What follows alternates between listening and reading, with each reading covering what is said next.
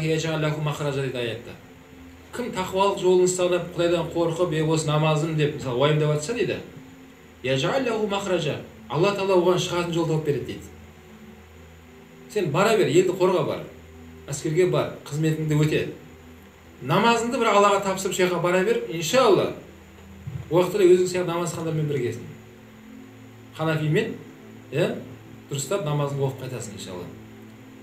Ол әскер болсын, жаңа айтқан оқу орны болсын, кез келген және біздің қоғамымыз жігіттер және айтам, дұрыс түсінейік, ешкім намазға қарсы емес. Намаз оқып жүріп, жаңағыдай жат ағымдар бір жағымсыз сипаттарын көріп қалды да қоғам.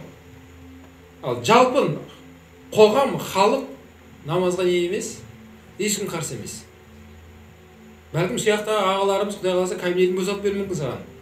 Намаз оқитын болсаң келіп тұр өнім кабинетке. Деп бар ғой Құдай қаласа. Болашақ ғайып қой ол біз үшін.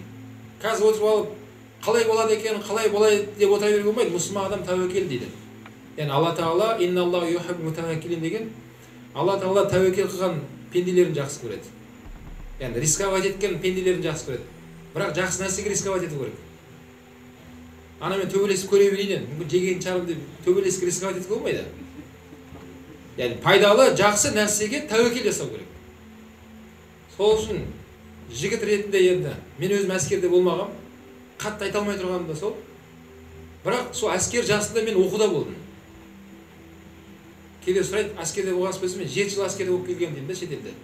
Ондай да бар ма дейді. Ондай да бар екен деймін. Әскер жасында мен сыртта оқуда болдым. Бірақ сол жақта оқудың справкамызды елге военкоматқа жіберіп, мен оқуда екендігімді солай мен шегерілді, сөйтіп әскерде болмадым. Әдейі елде былай қол бос болып сен сияқты жүргенде әскерге баратын. Өйткені пайғамбар алейхиссалам айтқан, ертең қияметте адамдардың көздерінен жасы сорғалап жылайды деген адамдар. 2 адам жыламайды деген.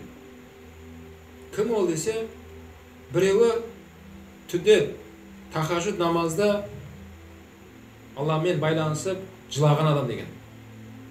Түнгі намазда. Екіншісі елді қорғап, кіріп қақпай, сол шекарада жүрген адамдар деп айтқан асыласы. Хадис бұл. Біз қазір емін-еркін үйде ұйықтауымыз, Аллаға сенеміз, және кімге сеніп жатырмыз?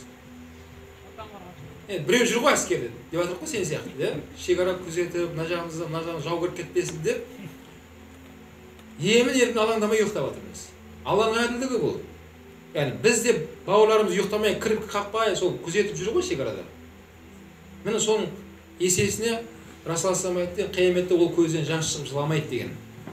Алланың алдында ол риза болады, сол әскерде болғаннан қуанады, былайша айтқан кезде.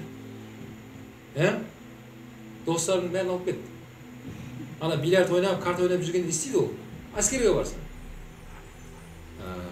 Оны айтып жатқан себебім, жігіттерге айтамын да, не студент болып оқу керек, или әскерге бару керек деймін. Біз студент кезде үйрендік, тамақ істеуді үйрендік, кір жууымызды үйрендік, үтіктеуді үйрендік, бәрін істедік қой біз. Дежурствоға түсетіміз студент кезде. Немесе әскерге бару керек деймін.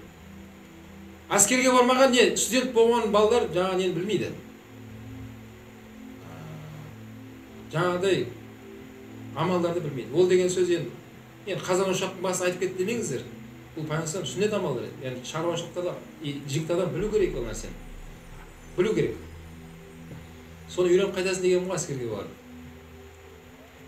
Елдің қадірін білесің, әкеңнің қадірін білесің, үйдегі нанның қадірін біліп қайтасың. Ояқта режиммен бәрі. Уақытпен тұрғызады, уақытпен жүргізеді, уақытпен тамақ, режим ғой бәрі. Соның бәрін көрген кезде тәубаңа келіп, мынаяқтағы Оралдағы өмірің күшті болған екен ғой деп тәубаңа келесің. Өмір бойы сол нең есіңе шықпайды сен. Қадіріне жетпей жатқандар не студент болмаған, не әскерге бармаған адамдар ғой, балалар бар. Алла сақтасын, жастардың арасында суицид өте көп дамып кеткен елімізде. Әлемде 10-қа кіреді екенбіз біз, Алла сақтасын. Суицид мәселесінде. Өзіне қол жұмсау. Ол жаңағы балалардың тірлігі ғой. Ешқандай қиыншылық көрмеген, болмайтын сынаққа сақтары сынып жатыр. Өлімде қалам дейді де, құтылам бәріне дейді. Проблемадан құтылам. Онымен құтылмайсың ғой сен. Алла сақтасын. Өзіне қол жұмсау, тозаққа барасың сен. Басқа ешнәрсе әңгіме жоқ бұл жерде. Құрандағы аят ол. Сенің хақың жоқ, Алланың тағдырына қарсы шығып, мен өле қалам деп. Жоқ, өлемейсің сен. Өзіңе қиянат қылсаң жауап бересің. Яғни біз өз еркімізбен өмірге келген жоқпыз. Ешкім өз еркімізбен мына әлем тастап кете алмайсың. Кетем десең де кете алмайсың. Бәрін уақыт сағаты бар, сол кезде бірақ кетесің. Сол әскерге барып жарай ма? Бар иншалла. Намазыңды оқисың, Құдай қаласа.